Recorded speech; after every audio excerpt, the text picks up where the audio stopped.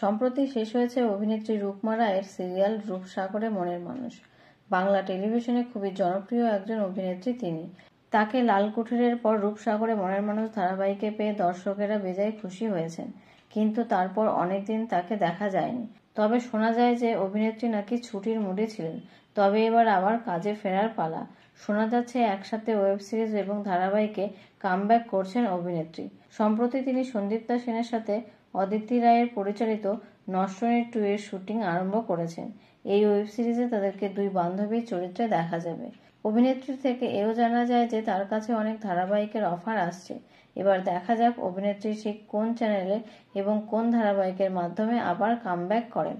তো বন্ধুরা, আপনারা তাকে কোন চ্যানেলে দেখতে চান তা কমেন্ট করে অবশ্যই জানাবেন।